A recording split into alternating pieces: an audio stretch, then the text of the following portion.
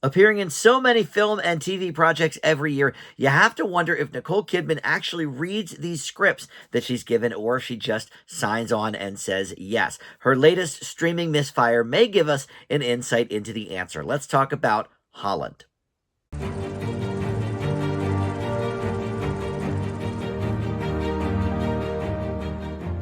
Hey guys, Dan here. This is Dan Reviews It. Welcome to my spoiler-free review for the new film on Prime Video, Holland. This stars Nicole Kidman. It is her first entry for 2025, but not the last. There are a couple of TV projects on the horizon, another movie on the horizon. She is a very, very hardworking woman, but I have to say, her last few film projects have left me very cold, and this one is the worst of them. A spoiler for my grade. Well, this is the worst film so far I've seen in 2025, and that's out of about 25 or so releases so far this year. This is the worst. So we'll get into the reasons why here in just a moment. First, though, let me welcome you back to the channel. If you are a Dan Reviews It subscriber, thank you so much for that. Love when you guys return to check out my videos. But if you're not, please consider subscribing and click that notification bell so you get the alerts for all my new video drops.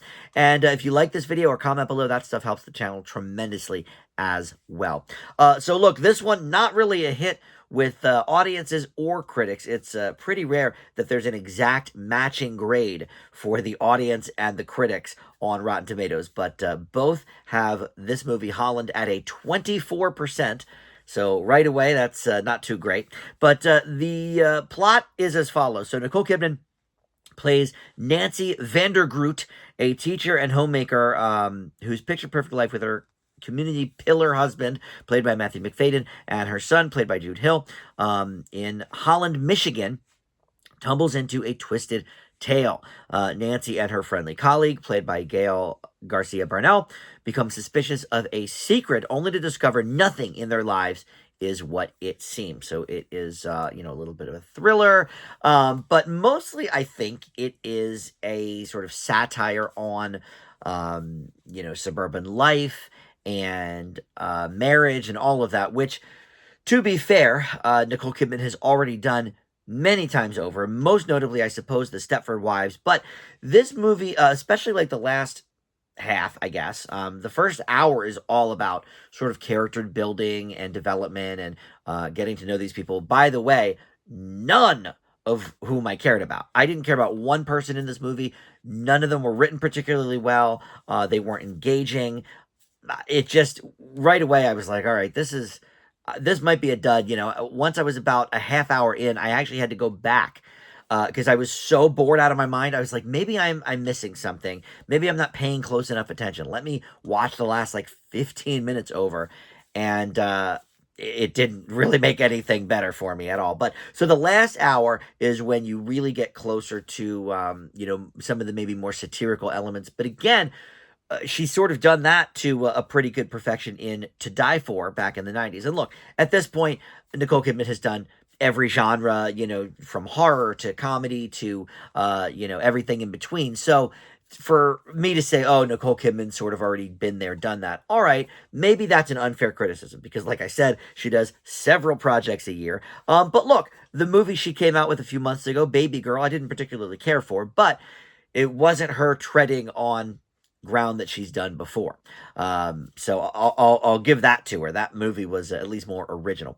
This is just kind of a train wreck in every way possible. So I already mentioned that the characters are not engaging. And it's not even that they're not believable, I suppose. They kind of are.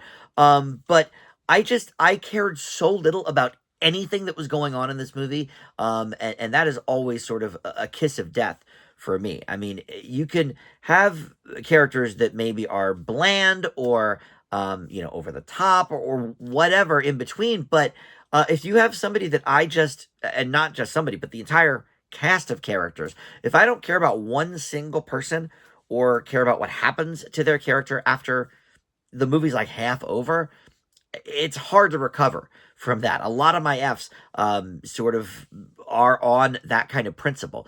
Nicole Kidman is okay here, I guess, but again, we've seen her do so many types of things that when there is a misfire on her part, and again, it's the writing. The writing is so bad, but when there's a misfire, that she's kind of a part of, it is a little bit surprising because even in a questionable movie like Baby Girl that I mentioned, her performance is still okay.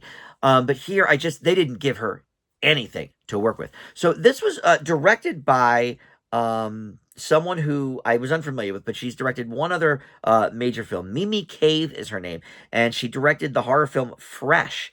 From a couple of years ago with Sebastian Stan. I thought that was pretty good. It was like a cannibal type of horror comedy, sort of, I guess.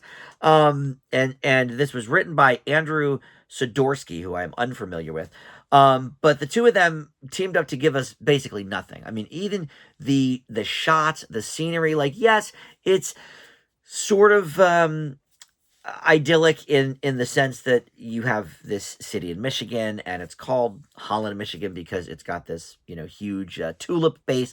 So there's a bunch of tulips all over the place, and it looks mildly nice, I guess. But it's all dreary, and the characters that come and go are not adding to that beauty at all.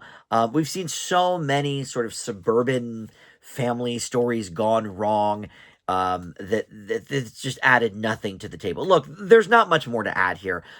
This is a stinker, so we're gonna leave it short and sweet.